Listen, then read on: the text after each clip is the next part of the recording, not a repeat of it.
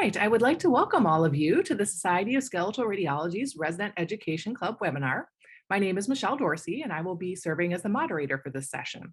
As a reminder, please sign into the poll everywhere so that you can participate in Dr. Hillen's lecture. And now it is my pleasure to introduce you to your speaker for this webinar, Dr. Travis Hillen. Dr. Hillen is originally from Illinois and went to the University of Missouri for medical school. He completed his residency and fellowship at the Mallinckrodt Institute of Radiology at Washington University in St. Louis. He was a musculoskeletal radiologist at Washington University for nearly 12 years, just recently transitioning to RadSource. Dr. Hillen became interested in personal finance a few years ago when a friend of his left academic practice because he wasn't making enough money.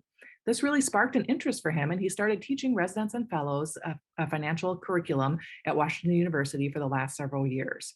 He's really enjoyed trying to help residents and fellows with their financial questions and openly talking about financial issues less taboo. So that said, welcome, Dr. Hillen. Thanks, Michelle. So as Michelle said, we're going to talk about finance for residents. We're going to try to make this a fun talk, but also an engaging talk and a good way to get at least a basic start on finance.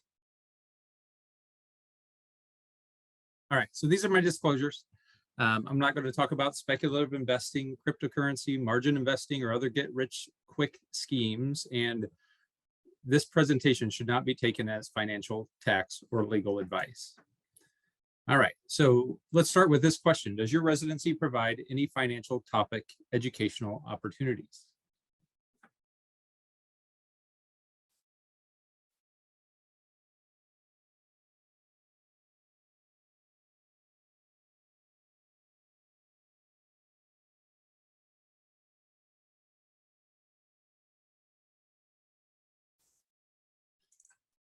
I don't know if we can see how many of you are actually responding to these or how many are actually on the polls, but it looks like a few of you at least have some financial topic educational opportunities.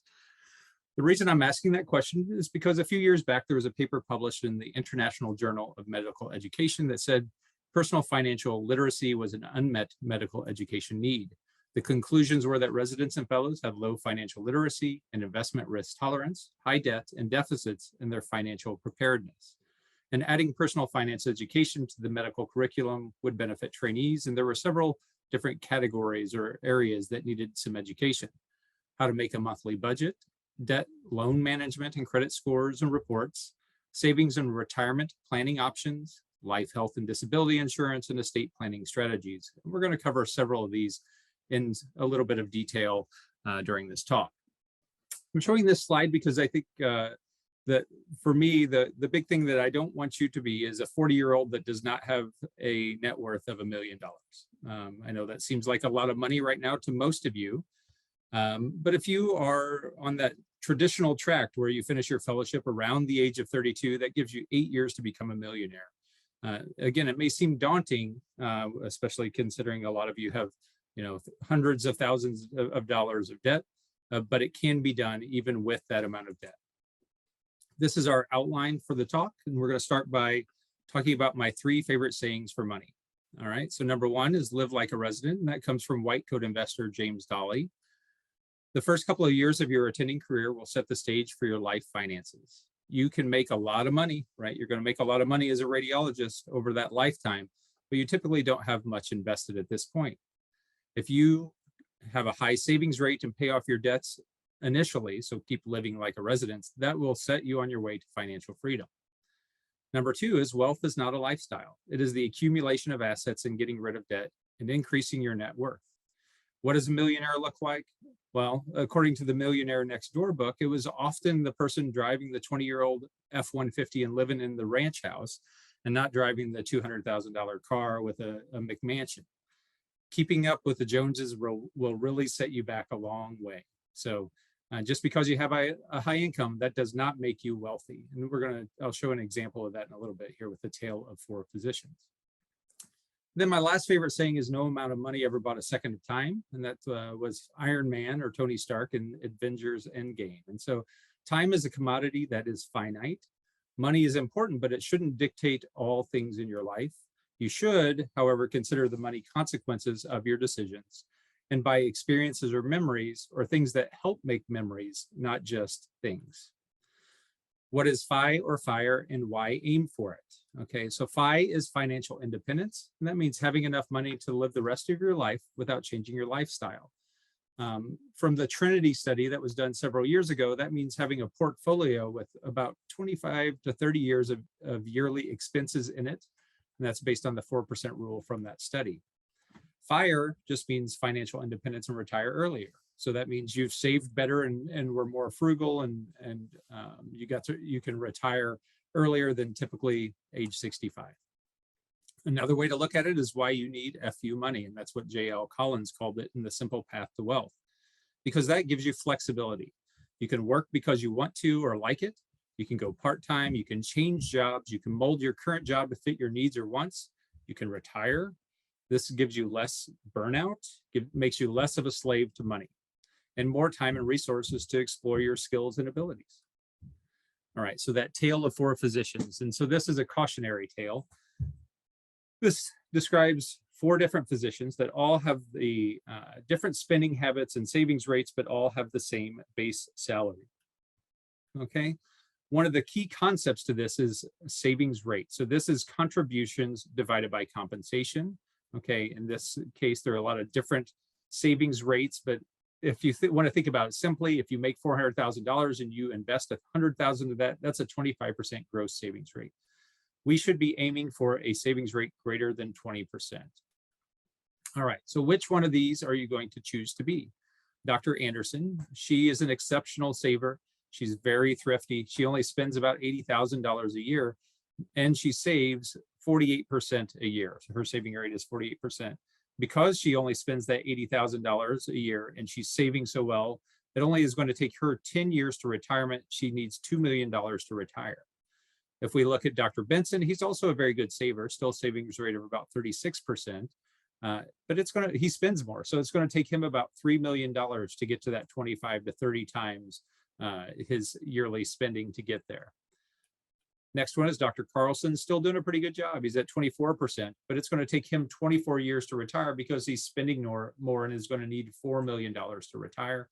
And then Dr. Dahlgren, who we mentioned a little bit earlier, he's never going to be able to retire. He's going to need $5 million, but he's saving so little money that he's not going to be able to do that until he's a lot older. So saving a lot of money is very important, and being thrifty and living like a resident, very important for getting there. All right, so our general financial principles. Number 1, we got to get educated. And so which of the following are reasonable ways to get educated about personal finance? Physician finance blogs, finance courses, finance podcasts, finance books, all of the above. This one is a very easy question, right? So all of the above are reasonable ways to get some good information and help you to get educated about personal finance. So why should we care? Well, nobody cares as much about your money as you do. We get minimal financial education in life, unless you have a business degree. It does require some effort to be educated enough to not make too many stupid mistakes. And Dave Ramsey calls it paying the stupid tax. Personal finance is personal, so everyone's plan is going to be different, and that's okay. The materials that you should use are the things that we already talked about: blogs, podcasts, books, and courses. And I'm going to give you some of those here in just a second. So books, the most basic and cheapest book that you can buy or get for free is If You Can by William Bernstein. So this is a very nice, simple overview, but it gives you lots of reading homework and lots of other books to buy and read while you're reading this book. Okay, so it's a good book, but it's very basic and gives you lots of homework. Then you can come into the physician-specific finance books. The Physician Philosopher's Guide to Personal Finance is the most basic and easiest place to start for physicians that I found. And then following that is the White Coat Investor books, the White Coat Investor and Financial Boot Camp. And those are more detailed than the Physician's Philosopher's book, and they give you help you to really put together a plan. An investing specific book that's very good and basic is the Boglehead's Guide to Investing, and it talks about index funds and passive investing and why that is the way to go. And then behavioral finance books, The Millionaire Next Door, which we talked about earlier a little bit, and how to think about money. Both of these are going to help you to think about money in a logical way and help you on your way to doing a good job with your finances. There are lots of different blog posts and podcasts. The White Coat Investor, we've mentioned multiple times so far. He has a nice podcast, multiple podcasts, and then he also has blog posts that are daily, plus the books. So he's very good and very well known in this spectrum and does a good job. Physician Philosopher, he does have some financial talks, but he also talks a lot about the behavioral side and burnout side and life coaching. So he's very good for that. The Physician on Fire is blogs and not podcasts, but he has a daily blog post, and his blogs are very good. And he also has lots of free financial calculators on his website that can help you on your way. There are courses that are available. The couple that I've been involved with in the past are the Fire Your Financial Advisor by, again, the White Coat Investor. This one is very good. It helps you step by step make your financial plan. The real estate, if you really want to get into real estate or passive income type ways to earn more income, Peter Kim is very good at that, and he's big into the real estate and has some other courses related to real estate. All right, so now that we've gotten educated, we need to come up with a plan. So first, we're going to talk about budgeting. You carry a credit card balance from month to month. Yes, no, or sometimes. And this is very important because credit card debt is the worst possible debt that you can have, and that it's nearly 20% most of the time as far as interest rate is concerned, as compared to your typical home loan or your car loan or things like that. Those are going to be closer to the 5% range. So nobody's fessing up to carrying any credit card debt at this point. That's good. Over the past year, how much did you spend in relation to your annual household income? And we're talking about, we're excluding the large purchases like a new house or car, or other big investments you may have made. Do you spend about the same as what you make? Do you spend more than what you make typically, or do you spend less than what you make? And about the same and less are good answers. Less obviously is the best answer, but at least none of you are spending more than your annual household income, so that's good. So what is a budget? A budget is a tool to help you plan for how you will spend and save your money. So if you have a partner, you need to make sure that your partner is on board with your spending and saving plan. There is this thing called the Money Dream Date that the Frugal Physician has on her website that's good for helping you and your partner to work together to come up with a good savings and spending plan. And budgets should have both of those. How are you going to save money and how are you going to spend money? There are a lot of different apps or spreadsheets to track these things. You Need a Budget is a good app, but it is a pay app. Mint and Personal Capital are free, and those can help you with your budgeting. You can get free spreadsheets online. And again, the Frugal Physician has a nice line item spreadsheet. Some of the types of budgets that you may have heard about are zero-based budget. And in that type of budget, every dollar is allocated. You Need a Budget is an app that helps you do a zero-based budget. Line item budget is a spreadsheet that shows exactly where all your money is going.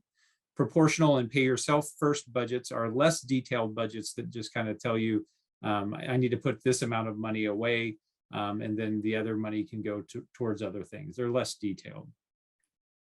Here's an example of a zero-based budget.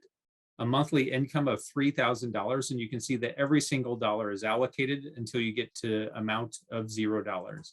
And this other is, those are things like I'm going to spend money for a relative's birthday present or stuff like that. That can go into the other category, but you can see all these different categories that are here and how much money you've allocated to each of those categories. Here's the line item budget or line item spreadsheet from the Frugal Physician.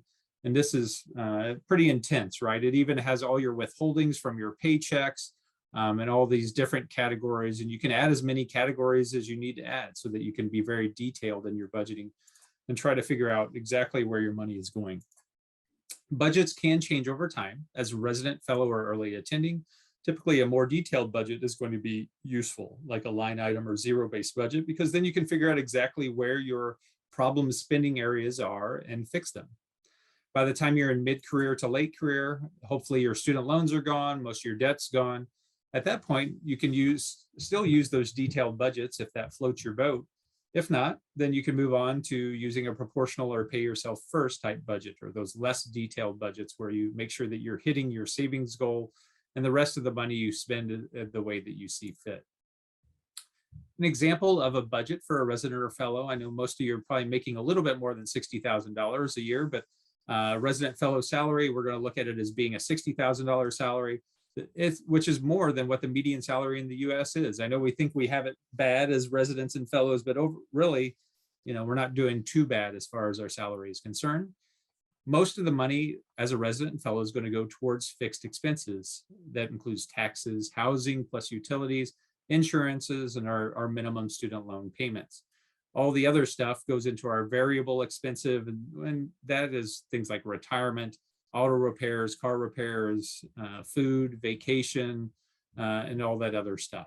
Okay, so now if we continue to live like a resident and start making $350,000 as a radiology attending, and we keep those fixed expenses as low as we can. All right, so our fixed expenses are going to go up because we are making a lot more money. So we're going to have to pay a lot more money in taxes.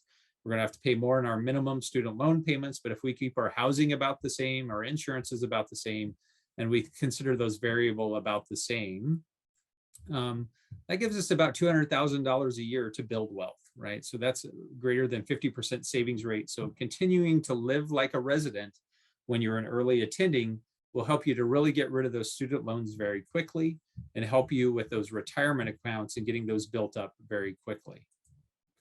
All right, next we're going to talk about insurance. Do you have a long-term disability? Do you have long-term disability insurance? If so, is it a group policy? Is it a group plus individual policy? Do you have just an individual policy? No long-term disability, or unsure? And many of you will have group policies through work, and that's a good thing. But I'm going to try to tell you that you need to have both a group and individual policy, or at least an individual policy. And we'll go over why. All right, when is it time in your life to purchase a life insurance policy? Which type should you purchase? A term policy, variable whole life, or don't know?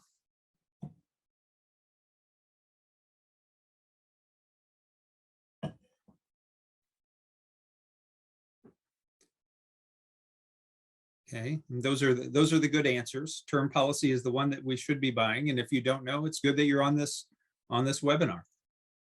All right, so what is insurance? Well, it's a contract in which the policyholder receives financial reparations or protection from an adverse event that's covered under the policy. Lots of different insurances that you need. You need own occupation, long-term disability. You need term life insurance. You'll need an emergency fund, malpractice insurance, which should be through your work, personal liability insurance, or another name for that is an umbrella policy. And that's something that you'll need to get this when you start having more things and more money. Health insurance is another one that you need. All right, we're going to focus on disability and term life insurance. So long-term disability insurance is important because it protects your income or salary if you become disabled, basically unable to do your job. If you think about it, over a 30-year career, you're going to put away a lot of money, right? You're going to make a lot of money, and you need to be able to protect that. It pays a monthly benefit if you become disabled for greater than 90 days, and you can insure up to 60 to 70% of that income. The reason it's important is because disabilities happen relatively commonly. About 10 to 20% of folks will become disabled at some point during their careers. And it needs to be able to cover both your current spending plus your retirement savings. And so as a resident, then we should get an individual policy.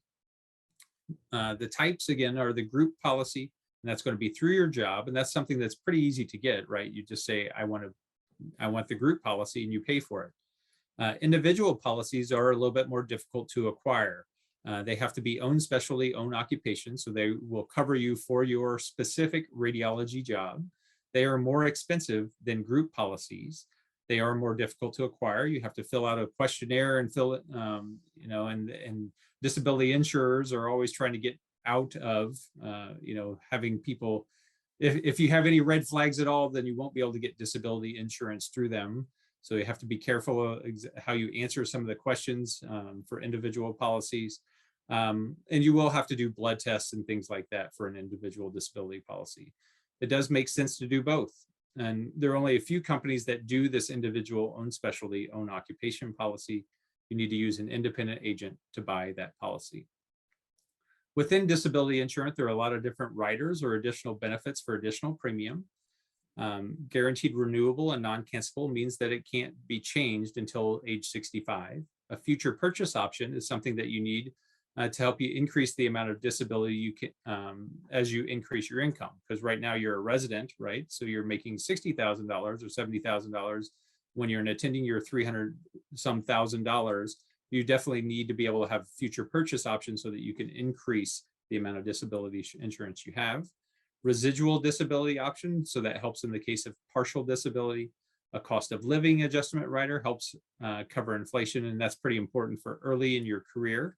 Catastrophic coverage, so that pays extra if you're catastrophically disabled, and retirement rider, that pays if you become disabled in retirement. So there's a lot of different riders. Thing to be careful about is mental health issues. So some of these have exclusions for mental health issues. So if that's a concern for you, you want to go for a policy that does not have an exclusion for mental health issues. Things you definitely want: guaranteed renewable, future purchase option, those are definitely wants. Residual disability and cost of living are probably wants. And I'd probably move the cost of living adjustment up to definitely want. And then retirement rider, you really don't need that, right? If you become disabled in retirement, you should have already, if you're retired, you should have enough money put away that you don't need disability insurance at that point. All right, term life insurance is next, and not whole life insurance. Pure term life insurance is basically you pay a monthly premium. If you die, your beneficiary gets that term life benefit. You should get as soon as you have something or someone to insure for. So if you have if you have kids, or if you have a house, a wife, those sort of things, then you should get term life insurance. And how much should you get? Well, it depends on what you want to pay for if you die. All right, if you want to pay for the kids' college, a house, if you want to pay for a spouse to live without ever needing to work, those are all things that you have to take into consideration. Another thing to think about is that federal student loans and some private loans are forgiven in death. So if you do refinance your loans, look into that and see if those are forgiven in death, and that can help you decide how much term life insurance that you need. As an attending, commonly that's going to be $2 to $5 million. As a resident or fellow, it's typically much less, at $0.5 to $1 million. If you don't have any dependents or homes, you probably don't need term life insurance.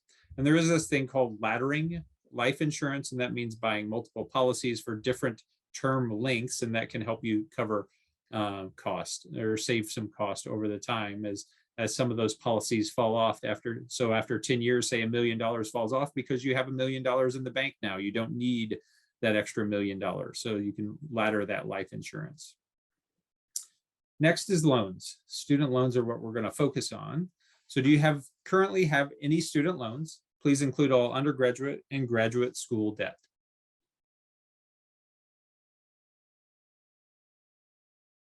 Oh, to be in that $0 range, huh?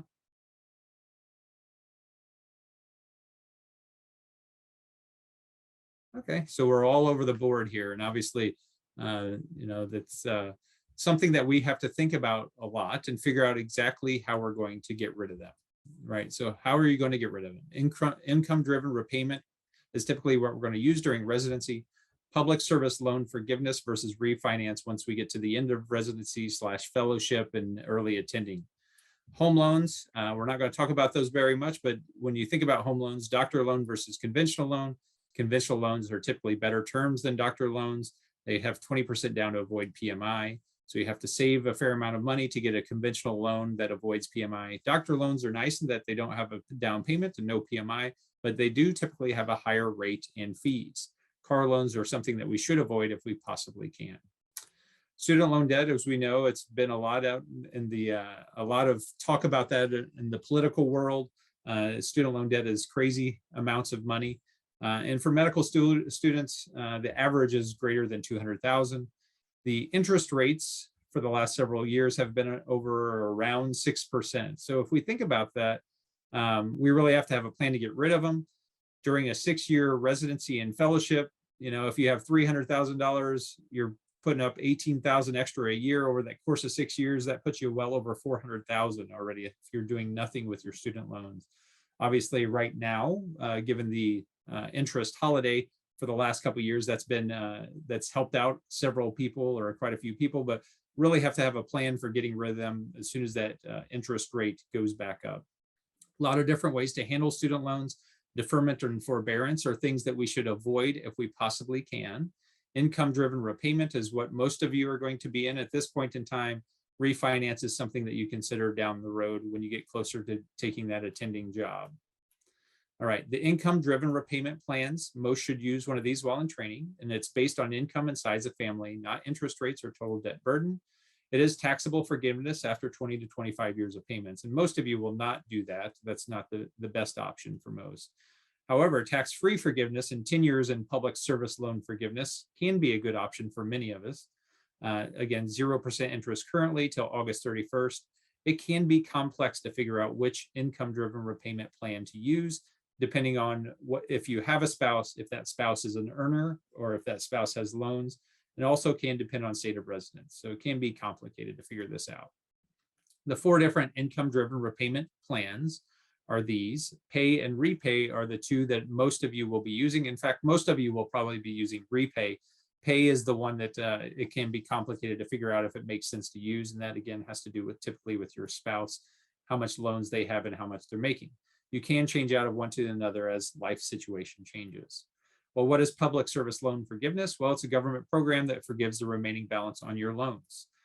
You have to have eligible loans. You have to make 10 years of qualifying payments, and you have to be in one of those programs that we just talked about. You have to have a qualifying employer, like a 501c3, which are academic institutions, have to fill out public service loan forgiveness, or basically fill out some paperwork every year.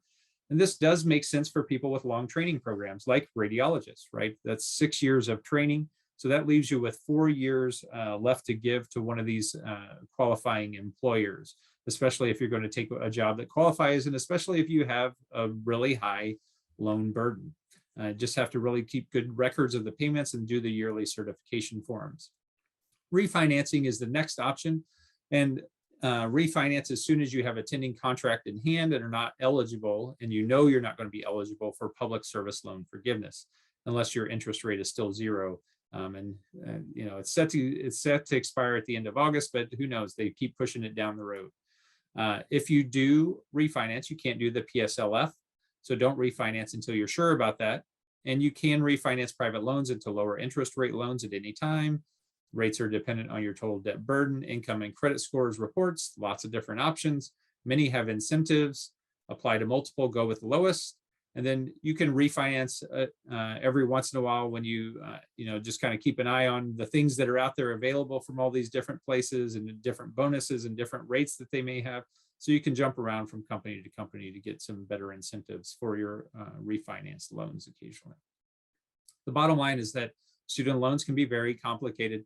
There are a lot of different factors to consider. If your situation is complicated, it may make sense to pay a few $100s for one of these companies to take a look at your loans and what's going on in your life and help you to save thousands and thousands of dollars over the course of your student loan lifetime.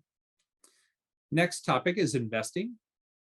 Suppose you have $100 in a savings account earning 2% interest a year. After 5 years, how much would you have?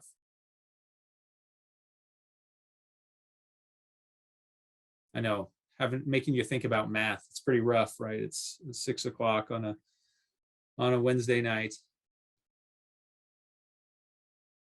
At least the people that are willing to answer the question, well, most of the people were correct, right? So it is more than $102, right? That's what compound interest does. It's interest on interest, so it's more than $102. Okay, buying a single stock usually provides a safer return than a stock market fund. Is that true, false, or I don't know? Okay. And the correct answer is false. Okay, and we'll talk about that in a minute. All right, here is our key concepts for investing. And we're going to talk about some asset classes and then coming up with a plan and sticking with it. All right, so we talked about savings rate already, right? We're aiming for 20% or higher. If you're making $400,000 and you put $100,000 away, that's a savings rate of 25%. Initially, savings rate is much more important than investment return, and I'll show you a graph here shortly that explains why. And then ways to increase your savings rate. So save the money you get in raises instead of having a increased lifestyle spending or lifestyle creep. Keep your fixed expenses low and beware of buying a McMansion as soon as you get out of medical school or residency.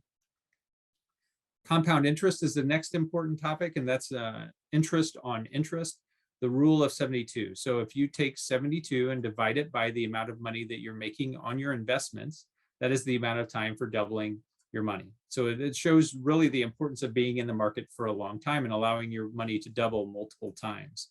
Investment return matters more when you have money invested. So this is a chart showing basically that in the beginning, this light blue is savings rate. And savings rate is much more important for building wealth than your investment return initially. At some point, as you have more and more money invested, eventually your investment return starts out making your savings rate. So again, in the beginning, savings rate is really, really important. And that's why living like a resident can help you out quite a bit on getting your way to FIRE or FI. Later on, your investment return becomes very important. When talking about investing, there are a lot of different asset classes. The big three are stocks, bonds, and real estate. All right, low cost diversified index funds are going to be the simplest, easiest vehicle to buy many of these assets. Things like total US stock market funds, total international market fund, a total bond fund, and real estate investment funds. There are several factors for investing success. Asset allocation or risk. Stocks are more risky than bonds. But even though stocks, the stocks are a highly diverse index fund is more risky than say bonds, but it is not nearly as risky as just buying an individual stock and expecting that individual stock to make a bunch of money. Bonds are the ballast for your portfolio, so that basically means they're sort of a fixed income for your portfolio, and they help in the case where the stock market has lost a lot of money here over the last few months. That helps sort of keep your portfolio from sinking. And the stock to bond ratio, depending on your age, you can come up with a stock to bond ratio. Most of you that are in your early 30s, you're going to have almost entirely stocks at this point. Diversification should have a few asset classes. Some 3 to 10 is what is described. 3, having stocks, bonds, and real estate is a reasonable way to go. Time in the market is very important. So being in the market a long time is important, especially with the compound interest. And then minimizing fees. So having expense ratios that are reasonable, using low cost passive index funds that have low expense ratios, being tax efficient with your investing, and then limiting your advising fees. For residents and fellows, the order of investments are going to be Roth IRA and 401k. A Roth IRA, the maximum you can put into that is $6,000 per year. Most of you are going to be able to afford to put that in using the so-called direct path. So if your income is under $140,000 for an individual or $208,000 for a married filing jointly, you can put money in for you and for your spouse, $6,000 per year into one of these accounts, and you never have to pay taxes on it again. If you make more money in than that, then you have to use this thing called a backdoor Roth, which is still a legal way to put away that $6,000 to $12,000 per year for you and your spouse if you have one. And typically you want to invest these in, again, a low cost, well-diversified index fund like a total stock market fund. A 401k is typically what you're going to have through work. And so that's going to be a maximum of $20,500 per year. Invest enough. If your employer has a match, you should invest enough to get that employer match. As long as hopefully you can afford to do that at the very least. And then typically, if you think about pre or post-tax investments at this in 401ks, at this stage of the game, it's recommended to do post-tax or Roth 401ks. That helps you with your taxes later on. Next are advisors, just 2 slides on advisors. Do you need a financial advisor? Well, the answer is no. If you're willing to read a few books, listen to some podcasts, read some blogs, those kind of things, and take the time and effort to develop a reasonable plan. If you're willing to do that, then no, you don't need a financial advisor. Yes, well, money is boring to me. I don't want to take the time to learn about it. I just want to invest and be able to retire at a certain age. Well, if you are going to use a financial advisor, there are some rules you have to look for. You need to have one that operates as a financial fiduciary. That means they put your desires and your client's interest or the client's interest ahead of their own interests. They're not a broker deal. They're not selling you stuff that you don't need, like whole life insurance, hedge funds, actively managed funds. They should have useful titles. They should have reasonable investment strategies using passive investing, not whole life insurance, market timing, loaded funds. They can help you get other services from good people. They can send you to the appropriate insurance agent for your disability insurance or for your term life insurance, or they can send you to a CPA that can help you with your taxes. And as physicians, our financial situation is different than many others, right? So it's helpful if they do extensive work with physicians.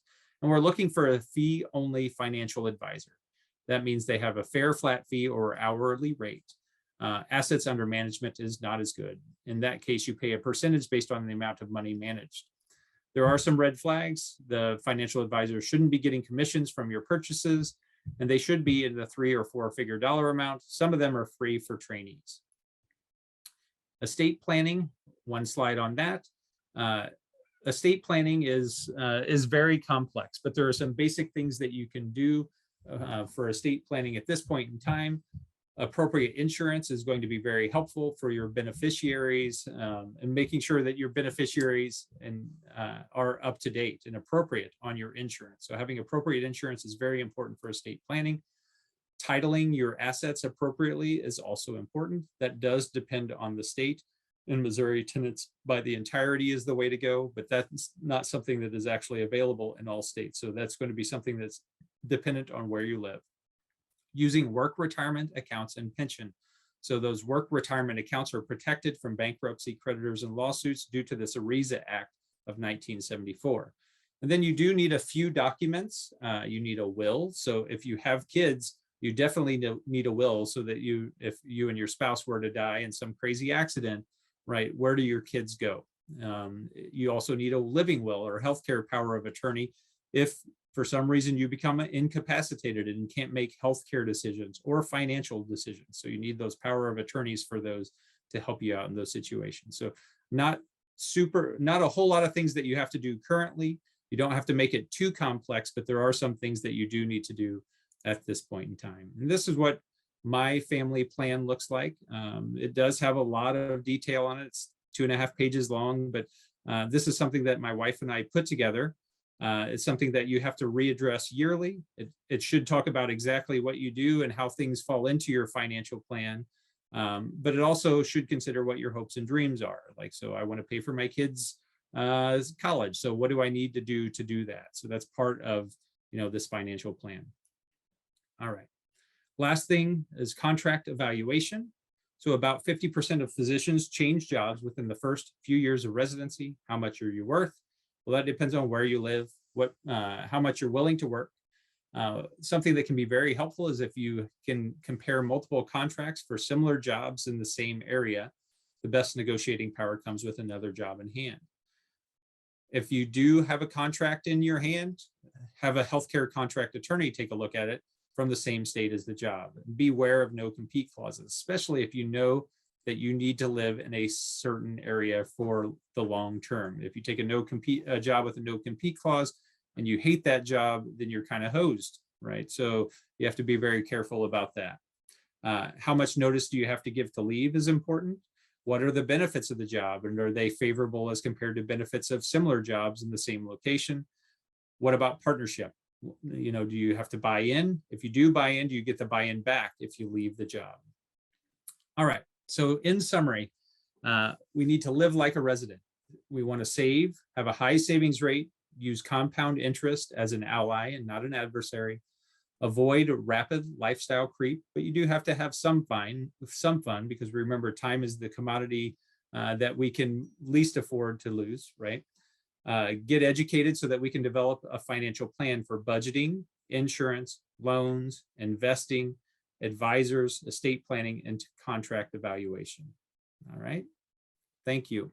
Great. Thanks, Dr. Hillen, for that really educational lecture. If you have any questions for Dr. Hillen, you can put them into the Q&A. I have a couple here to start us off.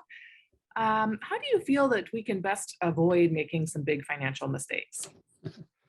So I think the big thing that we have to do is get educated.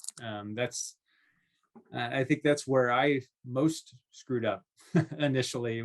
I was fortunate that I was frugal. My wife was frugal, and we saved a lot of money. But I did not get educated till a few years ago, and I made some mistakes, but nothing really terrible. And that, again, just because of my frugal nature. But getting educated will help you really avoid making a lot of those dumb mistakes or paying too much stupid tax. And I guess, are there any financial mistakes that either you've made or you've heard of others make that you really would like to caution trainees about avoiding? Yeah, certainly. So my wife and my wife got a whole life insurance policy from a relative at some point it's been about 10 years ago now.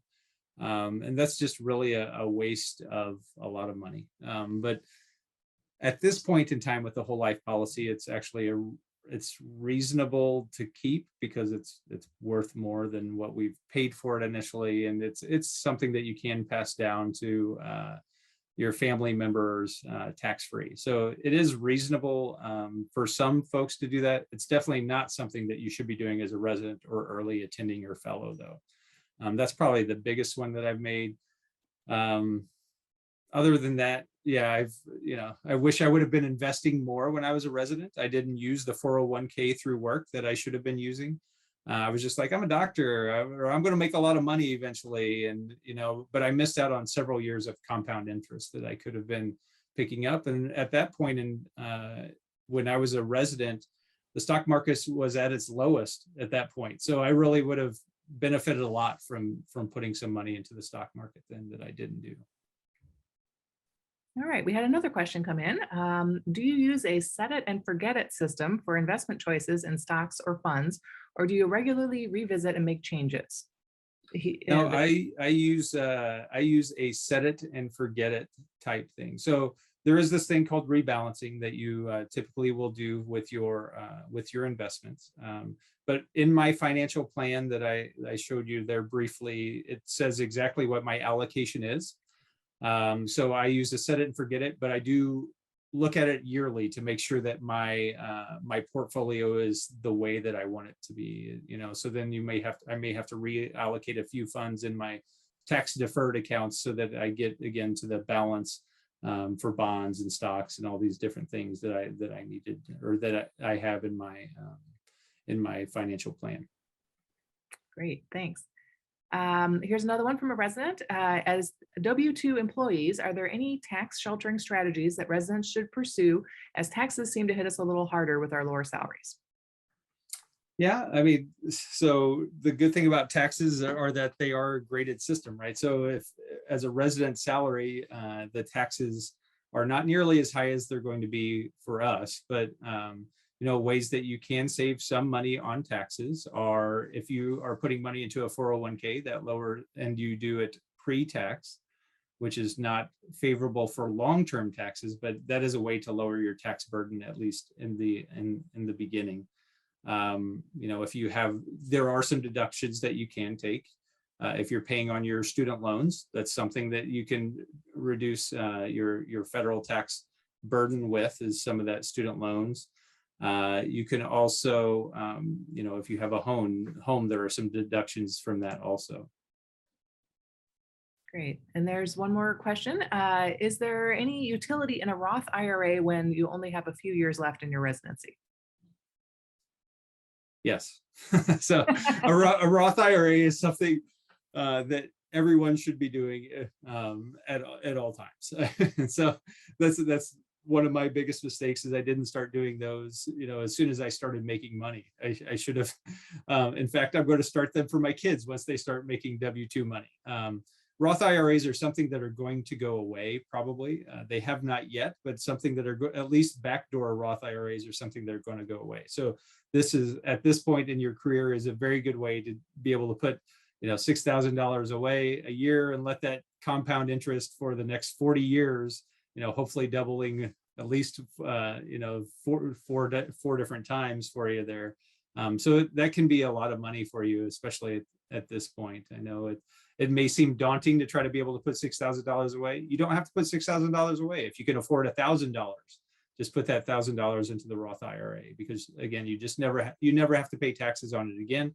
And it is a good thing to be able to pass down to relatives. If you are to cash out at some point, it's a good thing to be able to pass down as compared to your regular old 401ks. All right, and one more question here. So you mentioned that as people in our late 20s and early 30s, we should be investing in nearly 100% stocks. What breakdown would you recommend? 90-10, 85-15? Yeah, I mean, it's very common for people in your age range just starting to invest to be 100% stocks. Should you do 100% stocks? That kind of depends on how risk averse you are.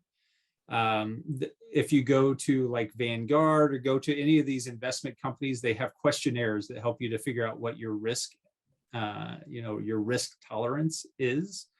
And you can try to guess from there. But yeah, I mean, at this point, if you put all of your money and you're, 28 years old and you're putting $10,000 away a year and you put it all in a total US stock market fund, that's not an unreasonable way to go. Great. And then there was just one more comment from somebody who's been in practice who also suggested getting disability insurance early on, and has seen some partners who have benefited from those policies, and just in that not all groups, will let you carry on a group policy if you change practice. So having that individual policy is important. Yeah. And that's something that I was fortunate. I didn't get my policy till I was in attending. I didn't have to use it before that, but it's certainly something that you should get as a resident before you get to that attending. And then there was one more comment. Most people will phase out of several tax favorable options once out of residency. Student loan interest deduction is a big one. So at least paying student loan interest during residency can save a lot of money in the long run.